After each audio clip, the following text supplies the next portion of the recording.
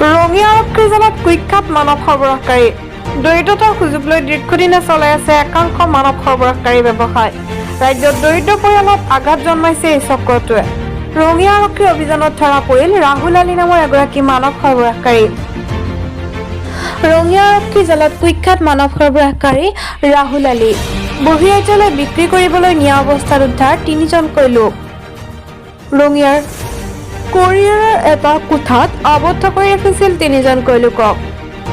ইয়াৰ পূৰ্বেও ৰাহুল আলীয়ে মানৱ সৰবৰাহত জড়িত হোৱা সন্ত্ৰাস চলাইছিল আৰু আৰক্ষীৰ চকুত ধূলি দি পলাতক হৈ আছিল। ৰঙিয়াৰ কোৰিয়াৰত আৰক্ষীয়ে অভিযান চলাই এই 3জনক উদ্ধাৰ কৰাৰ লগতে সৰবৰাহকাৰী ৰঙিয়াৰ ৰাহুল আলীক গ্ৰেপ্তাৰ কৰে। ৰঙিয়াৰ পৰা কেমেৰা পাৰ্চন টিকুৰ সৈতে মইনুল হকৰ ৰিপৰ্ট, ৰিপাব্লিক নিউজ।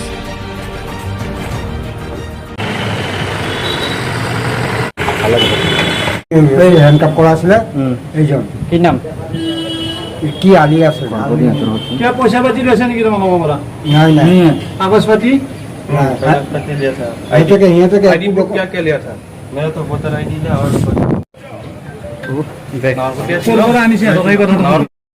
যোৱাকালি আমি হিউমেন ট্ৰেফিকিং সংক্ৰান্তে ৰাহুল আলী বুলি এজনক কৰায়ত্ব কৰিছোঁ আৰু তেখেতৰ জিম্মা কব্জাৰ পৰা 3জন আমি ভিক্টিমক ৰিকভাৰ কৰিছোঁ। তাৰে এজন ত্ৰিপুৰা, এজন মেঘালয় আৰু এজন ডিব্ৰুগড় হয়।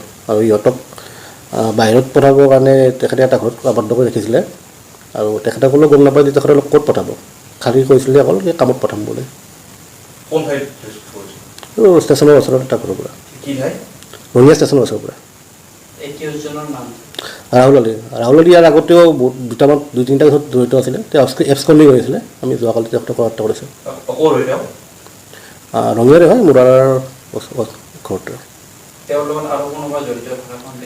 ইনভেষ্টিগেশ্যন চলি আছে।